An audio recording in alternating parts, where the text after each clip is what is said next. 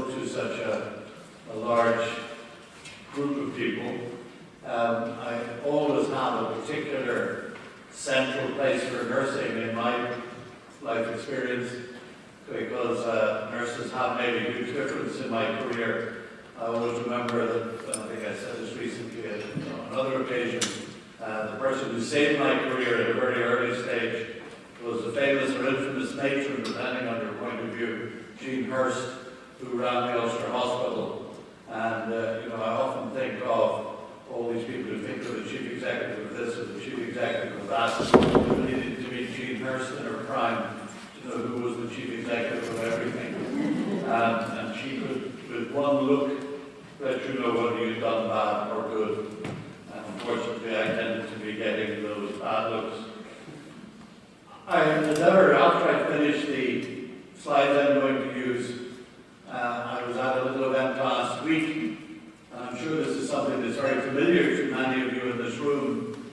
And I know this is about standards today, but it was the most pithy comment I've ever heard about standards. And it's one that I would ask us to take away today, but it was, the standard I accept is the one I walk past. And that's a quite powerful idea if you think about it as we go about our work every day. That the standard we accept is the one we walk past. So if you walk past it, you are accepting. Therefore, trying to retrieve it afterwards is not exactly the way to go about it. And that's where I'm going to sort of move into the presentation proper. This is a quote, I don't know whether many of you know it or not, but Mahatma Gandhi once worked in a hospital in South Africa when he lived there. He said, a patient is the most important visitor on our premises. He's not dependent on us, we are dependent on him. He's not an interruption to our work, he is the purpose of it.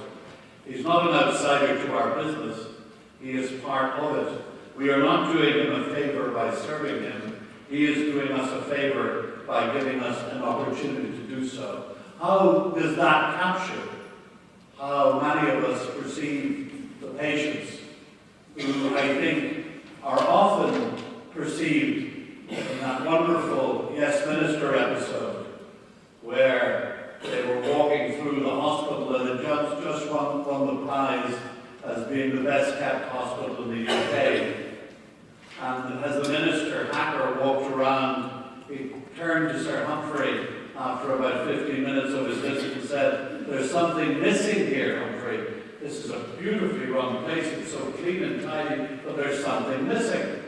And eventually he said to Hacker, I know what it is. He said, there are no patients. To which Sir Humphrey said, of course not, Minister. How could it win the best kept hospital if the patients in it? And there is a sense, I think, often that the patients interrupt the business for us. And that's maybe the perception I would like to challenge today. So Winston Churchill once said that when one is in office, one has no idea how damnable things can feel to the ordinary rank and file of the public. And again, I think that's so true. Every one of us know how to negotiate this system. Every one of us know how to get the best out of it. We know who the senior nurse is, or who we trained with was, and how they will get us through this difficulty. But quite often, the people who most need these services have no idea of how to access them or secure the best outcome for themselves. What the public expect, and this is, of course, you might say, a bit unreal and a bit naive, but they expect accessibility to their GPs, and they see that deteriorating, getting access to out of hours, to A&E, and we all know how that's perceived. Responsiveness, a system that's responsive. It's not conditional, but is responsive. A system that is effective and safe. The right treatment in the right timeline that is safe and appropriate. Openness, being treated as a partner. And transparency, being able to access their records, being able to have some sense of the audits and the reviews that go on in terms of practice. This is a bit of advice I would give to you, and I might say it's completely out of date, but it was Sir Terry Leahy back when Tesco's dominated the retail environment. £7 in every 10 was actually spent in Tesco's. And it said, follow the customer, if they change, we change. Now I think Tesco have begun to fail to do that, and they're paying a heavy price for it. But how often do we actually take the mind of patients? How often do we actually give them a sense that they have an important perspective that we are interested in? How many services that are successful actually ignore completely the perspective of users? And I would suggest to you very few indeed. And I want to put to you today that maybe there is an issue here for us as people who are committed and involved. And around the standard issue, how important is the person who is on the receiving end of the standard in informing their assessment or perspective on a standard.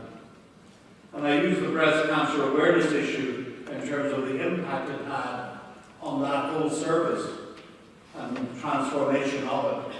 That there was a way in which one engaged with patients that put them very much into a central place in terms of the development of that service and the transformational effect that that had. To move down from the public to the patient themselves, there too are looking for accessibility. I remember going in when we talked about closing, and I hope I'm not going to cause consternation, with maternity unit in Oma. And I was described as a hate figure in Oma. To even debate such an issue. And I then suggested that really there was a critical issue in terms of acute hospital services in the west of Northern Ireland, and it was the road network that connected that community together into an infrastructure of acute services. Because there was a whole issue about ambulances and timeliness and the length of time, the distance between Enniskillen and Derry as it was. And today we have another example of it trying to come into Armagh and the delays there. That there is a connectedness between infrastructure and accessibility that we in health, particularly managerially and strategically, don't engage in. And in terms of proper retrieval systems that are really professional, that we always promise people that instead of creating them before we make a change, we promise them after the change is implemented. That's another issue that I think patients feel hugely failed in terms of the commitments that were made for them. They're looking for nurses, interestingly, who are generalists and specialists, and there's a balance between both. They're looking for people who take a holistic approach to patients, not just the narrow specialist perception. They're looking for people who are compassionate and humane. They're looking for effective clinical interventions. They're looking fundamentally for empathy. We don't do empathy here. We're much too busy. They're looking for some humanity sometimes. I remember standing in what was then Stradbray Hospital and watching a nurse assistant rock a profoundly handicapped person in their lap. This was way before all the developmental investments we've made. And in the naive sort of senior manager look that I like to have with my shirt and tie and my fine suit, I said to this young very woman, I said, do you think he notices as you rock him? And she said, I have no idea. But if it was me, it would comfort me. It was just pure intuition. A pure sense of giving time and space and care to somebody. That's humanity. Respecting their autonomy. Giving a sense of dignity. And being an exemplar, every one of us, in how we lead absolutely in in that engagement with patients. That isn't about the centre, because the centre of the health service is where the individual patient is. And for that patient, that's all that matters.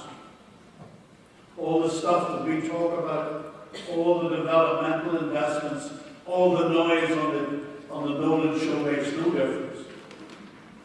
And that's a very powerful message that I would give you, that quite often it is those patients who will be the most robust defender of the NHS.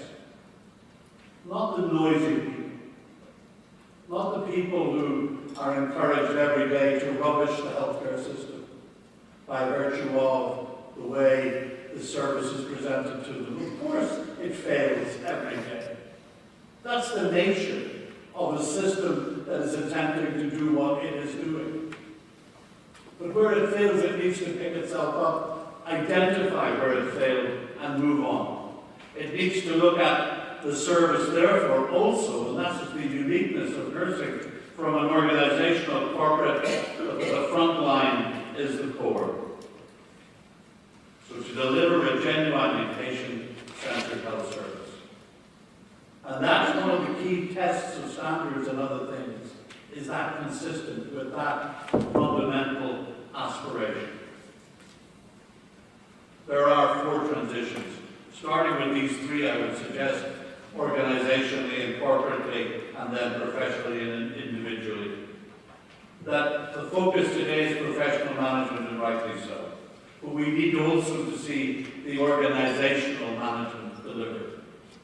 And we've gone to a level of complexity that is incomprehensible for the people who work in this service, never mind the people who receive this service. We need to be much more strategic. Inevitably, in the times we're living, everything is in the moment. I mean, I know that my working life in the health service was, every day was, if I could just get to 5 o'clock without falling over, that would be an achievement. The idea that Friday was 5 days away was the ultimate nightmare. And we do tend to live in those very, very narrow time frames. But I think we do have to look out and look at what's ahead of us 1 year, 2 years, 3 years. So that strategic focus becomes important. And every day there is something we can improve or change to make the system better. And it doesn't always cost money to do so. And you do it every day. But fundamentally, the 4th transition is to be user-sensitive. That is not just about the service doing things for people, but it's also demanding in return an expectation that people will now and continue to develop to take responsibility for their own well-being, because the system just cannot do it all. A public that accepts, and this is the message that has to go out, it seems to me, from professionals and from leadership, politicians, community leaders, that resources are finite. They are not infinite. And that has to be recognized. We cannot do everything. So we need to be very, very clear about what we are going to do and what we will deliver. I would have always argued and continue from the day I came into the health service that no one should leave a health service setting or leave a health service episode without an account statement of what it cost to do what you have done for you. Because there is an incredible perception that it is free. And it is not free. It is incredibly expensive. And the wonderful thing is that despite it costing that, you don't have to pay directly for it. You do. But this idea that I pay my national insurance, of course you do, but none of us, what we pay on our national insurance, comes anywhere near what will it cost the health service if we had a catastrophic illness or a chronic illness for that matter. I am a fat cat with a dissected aorta. I go up to a chemist every week or fortnight and they hand me what must be 100 pounds worth of tablets. And I now take that as read. And for as long as I'm here, I take it as read. I don't even have to suffer the ignominy anymore of, are you entitled to a free subscription? I don't have to do that anymore. I always have to share the story of the great dairy pharmacist When I asked him why he had a 98% exception rate or exemption rate, he said, because I don't collect Her Majesty's taxes. Interesting view of the world. All I'm saying is it costs money. It costs a lot of money. And we should be telling openly and honestly, Mr. Nolan and everybody else, each one of these procedures costs money. Quite shocking this morning to open a newspaper. Be told GPs are now going to get £55. Be very careful when you're in there. You could come out and be diagnosed with anything. Just a concept that completely defeats me, I have to say. If that's what we've arrived at, then there are very worrying results. But again, it just shows you the sense of the costs and the escalation. But that equally, every member of staff is aware of the costs. Back to Ms. Hurt. Disposal, the concept wasn't in her. She just didn't have it in her experience of things to be thrown away. What is that about? Now, I'm not saying I would ever want to go back to that, but we really do need to be much more aware of the opportunity costs when things are wasted. That there was something else that could have been done with that investment or that expenditure that might have made a difference to someone in terms of their care and quality of their care. These are fundamentals that I would ask leaders like yourselves to think about. Because we need to go beyond the rhetoric of patient care. Because currently public confidence, the fundamental platform upon which the NHS is built, is being undermined. Trust of the public in this system and a belief and a commitment to it is critical. Public trust is being lost, whether we like it or not, because there is a tolerance of poor practice. Because there is a secrecy about our professional performance. Because we don't communicate very well. And that's a reflection on all of us. And I think that's something we need to do better. That there is a perception of the paternalism in healthcare. Believe it or not, despite all the inspections and the oversight and the reviews, that there is inadequate accountability. And that regulation, when it does happen, is not sufficiently open and transparent. Therefore, I say again, the greatest protection for the NHS is public support. I remember in the mid-70s there was a Royal Commission on the future of the NHS. The doctors said it was finished. The nurses said, wait for it, it had to be completely transformed. The only people who had a positive word to say about the health service were the public. It was the jewel in the crown. It was the most important thing. What worries me in 2014, if they were asked the same question, will they make the same response? And if they wouldn't, that's a hugely worrying commentary that we need to take notice of.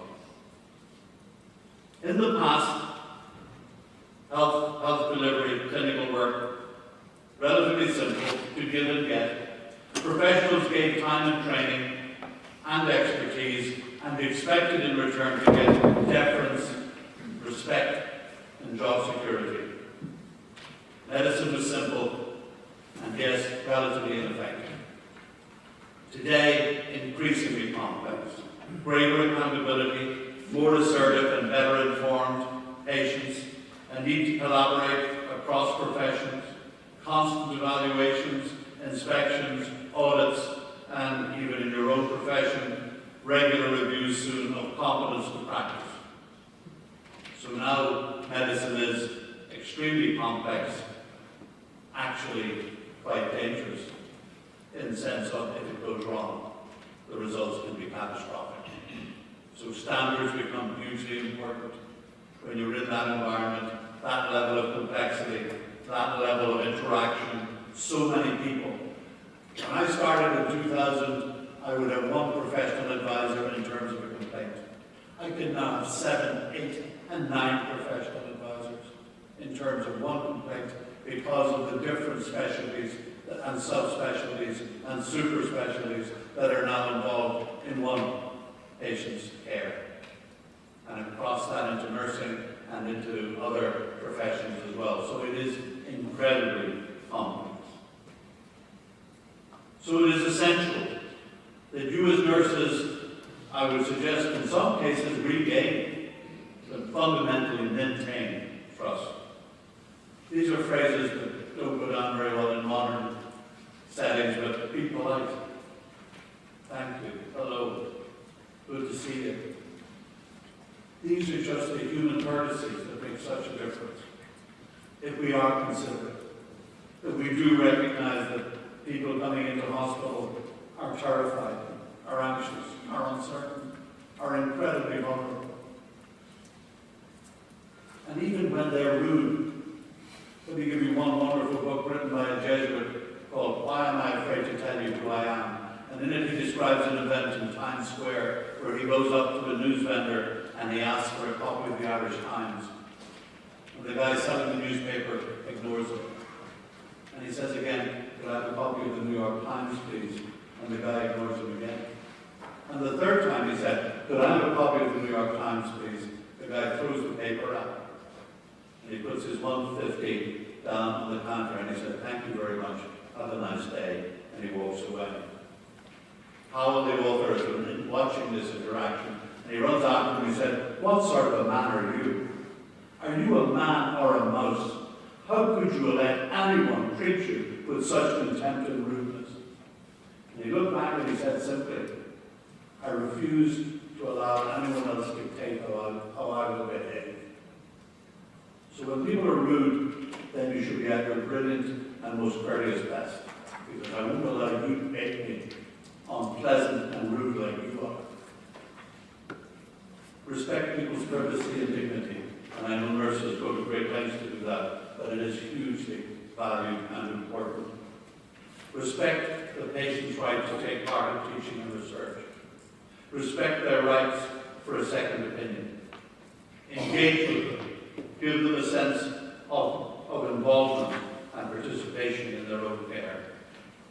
Listen to patients and accept their view. Give patients access to information they ask for about their condition in a way they understand. Share information with families having secured patients' consent.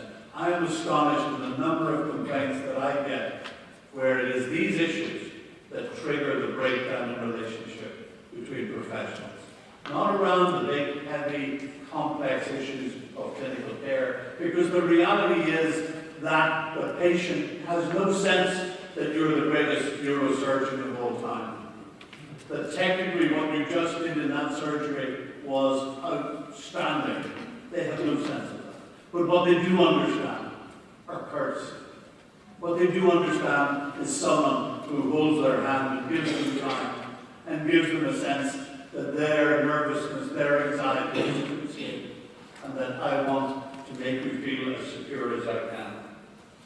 So the challenges are to focus, to maintain that balance between generalism and specialism, to build a real workforce that really does and is driven by these values, that manages resources and prioritizes the most effective, that builds patience and public trust and confidence, that goes out and engages and makes the case and leads and shapes public opinion, doesn't respond to it, and finally that manages expectations. Everything is not possible. This is the limit of what we can do. We cannot do any more than this and not present it as though we're failing in some way.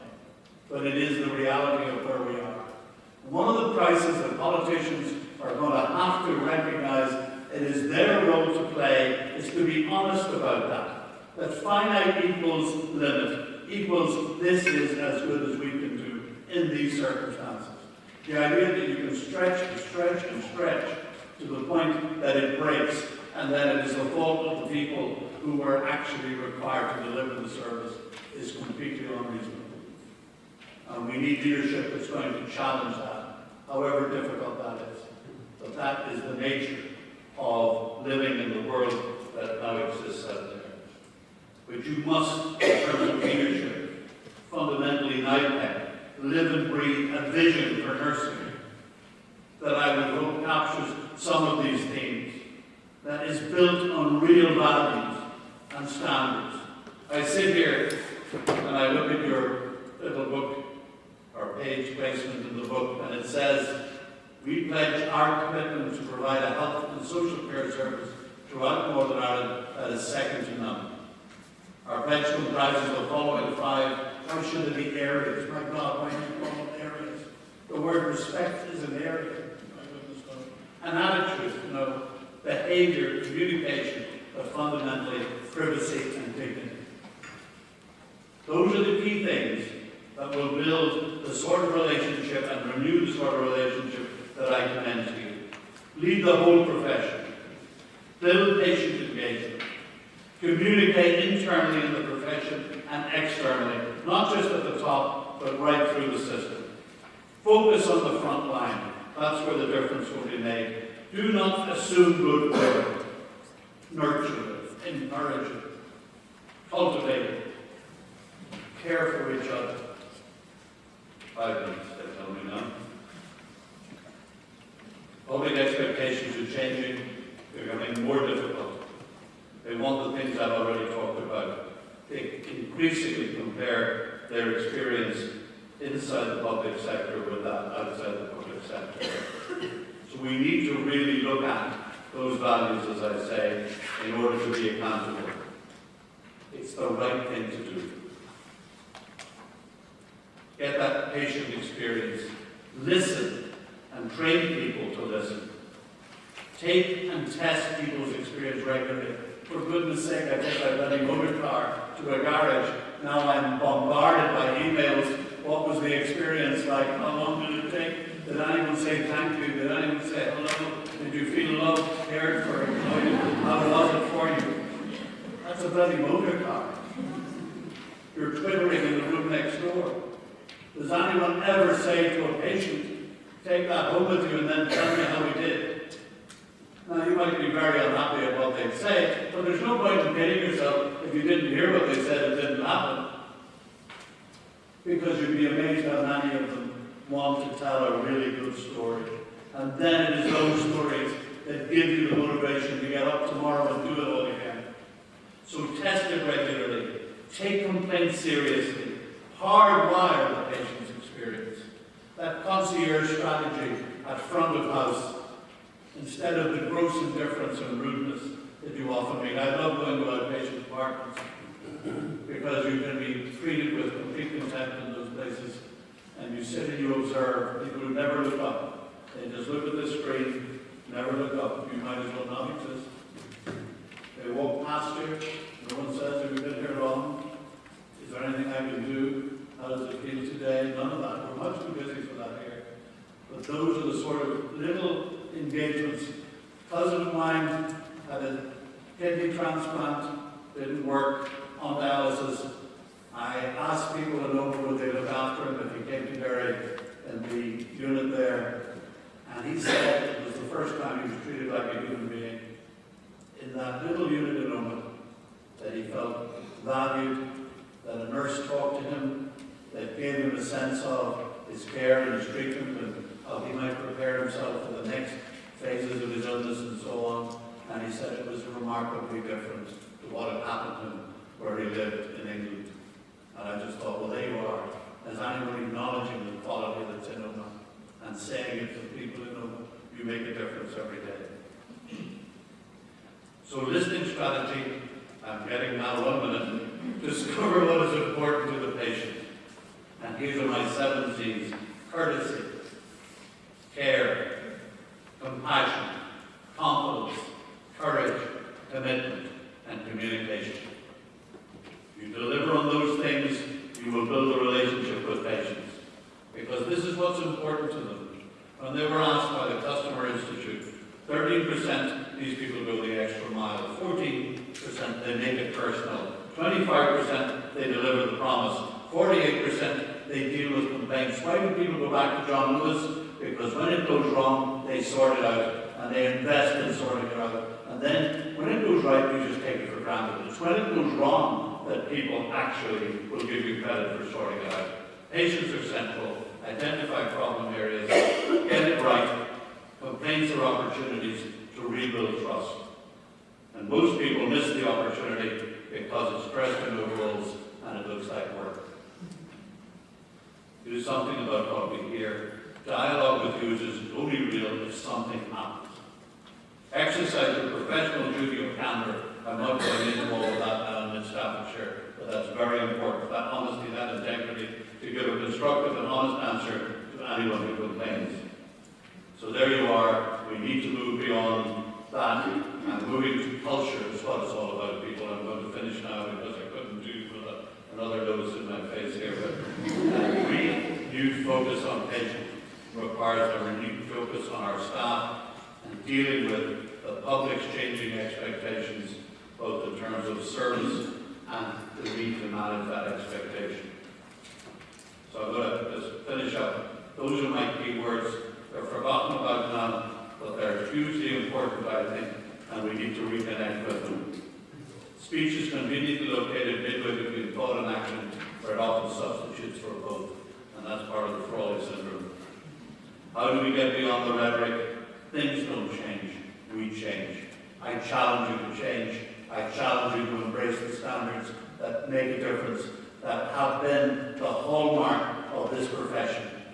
I don't want to put too much of a burden on you, but you are the bulwark of this profession. You are the people who hold this thing together. And if you give up on that, then everyone will give up on the NHS. And I think if that happens, it's that wonderful phrase, you don't miss something until it's gone. And we take it for granted at our peril. Please don't take it for granted. Thank you so much.